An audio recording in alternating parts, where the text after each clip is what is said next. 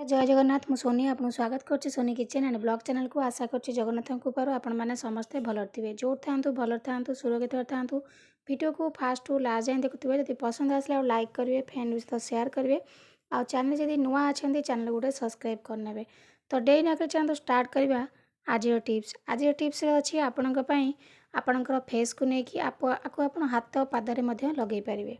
तो देखो ये मुझे पोटाटो गोटे आलू ताको भल भाव में धोई नहीं आलू आपणकर स्किन पाई कौन बेनिफिट प्रथम मुझे कही रखुची आपणकर आलू रे vitamins minerals and anti inflammatory property anti oxidant property अच्छी जोड़ा कि आपणकर नेचुरल रेमेडी से आपणकर प्रत्येक दिन स्किन को माने ठीक से केयर माने रखता है आलू।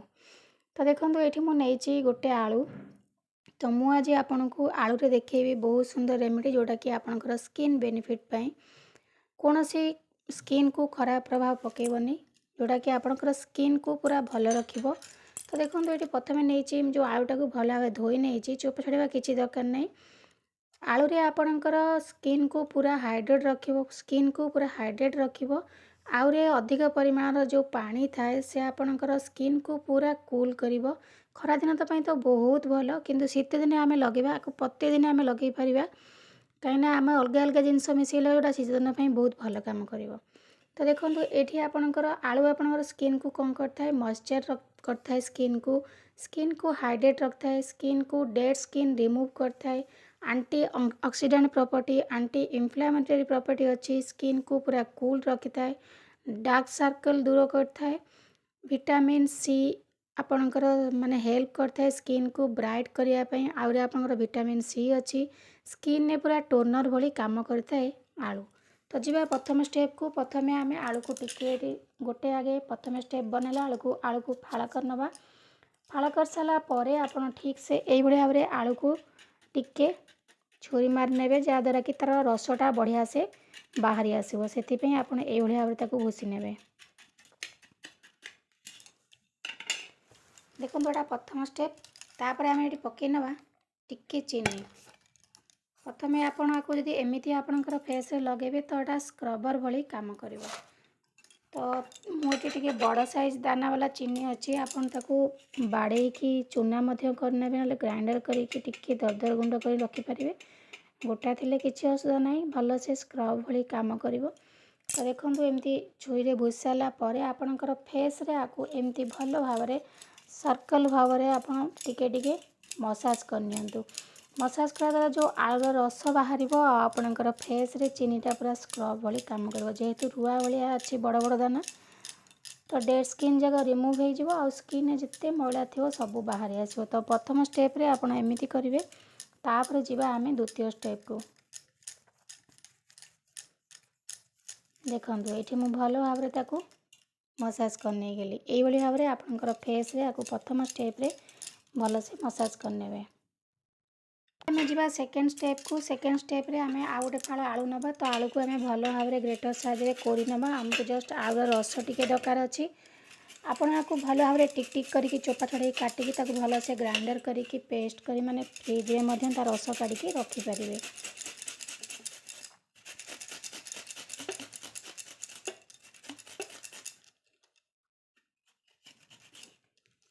देखो ये आलू को ग्रेटर साइज भल से ग्रेट कर सारापर आम तार रसटा को काढ़ी नवा। आलूर बेनिफिट मुझे आपन को कही रख सारे केते माने माने गुण अच्छे आपणकर आलू रस आपणकर फेस पे तो सांगे सांगे आलू रसटा आप काढ़े टिके समय माने रो रो सांगे सांगे कला पड़ जाए। तो ये आम अलग अलग जिनस सब आड करना जोटा कि आपणकर विंटर सीजन में निहाती दरकार। तो देखो ये मुझे गोटे चामच आलू रस काढ़ी नहीं गली तापर ये आम पकई नवा आलू रस टिके नड़िया तेल कोकोनट ऑयल कारण नड़िया तेलटा स्किन को पूरा मॉइस्चर रखी था स्किन को हाइड्रेट कर स्किन को ग्लो कर जेहेतु विंटर सीजन चलती आपन को खरा दिन बिल्कुल लगा दरकार नहीं कि शीत दिन आपन को नड़िया तेल टिके निहाती दरकार हम। तो आलू रस आउ नड़िया तेल को भल से मिसई नियंतु। ଏବେ ଦେଖନ୍ତୁ ଆମେ ନେଇଯିବା ସେ ରସରେ ଯେଉଁ ଆଳୁ ରସ ନେଇଛନ୍ତି ତା ସହିତ ନଡ଼ିଆ ତେଲ ନେଇଛନ୍ତି ଟିକେ ବେସନ ପକାଇ ନେବା ଗ୍ରାମ ଫ୍ଲୋର ଏଇଟା ଆପଣଙ୍କର ସ୍କିନ୍କୁ ପୁରା ମାନେ କ୍ଲିନଜର ଭଳି କାମ କରିବ ସ୍କିନ୍କୁ ହାଇଡ୍ରେଟ୍ କରିବ ସ୍କିନ୍କୁ ଗ୍ଲୋ କରିବା ପାଇଁ ହେଲ୍ପ କରିବ। तो बेसन टिके मिसई सारा पर आपण 3टा जाक जिनस को भल भाव में मिसई नियंतु।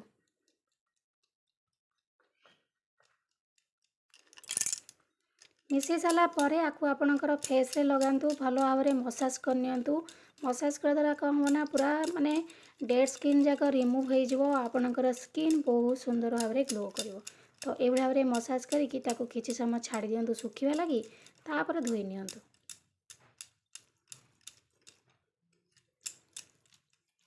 देखो ये मुझे भल भाव में लगे नहीं गली एवं सुखापी छाड़ दूसरी आपको धोईकी देखी नेबी केते सुंदर भाव में गोरा देखा माने गोटे थर रे आपणकर फेस चमक आप निजे देखले भी विश्वास करें एते सुंदर ग्लो कर। तो देखो ये भल भाव में मिसी मान लगे नहीं गली एवं छाड़ दूसरी सुखा लगे। एबे देखो अध घंटा रखला मो हाथ को धोई नहीं धोई सारापर देखो 2टा जाक हाथ को देखला आप फरक जानीपे केते सुंदर भाव में ग्लो कर माने इंस्टेंट ग्लो जहाँ कहते। आउ ये गोटे नेचुरल रेमेडी जोटा कि आपणकर स्किन को पूरा प्रोटेक्ट दब। तो आपको आप डेली लगे पारे खाली चेंज करी लगे पड़ो कहीं शीत दिन आपको टिके नड़िया तेल आड करा पड़ो। तो आशा करछि आज वीडियो आपको पसंद आसो। जब पसंद आसो लाइक करेंगे फ्रेंड भी सहित शेयर करेंगे आ चैनल जब नुआ अच्छा चैनल गोटे सब्सक्राइब करने। तो आज विदाय नौ पुणी देखा आप सहित नेक्स्ट वीडियो से पर्यंत रोची नमस्कार जय जगन्नाथ।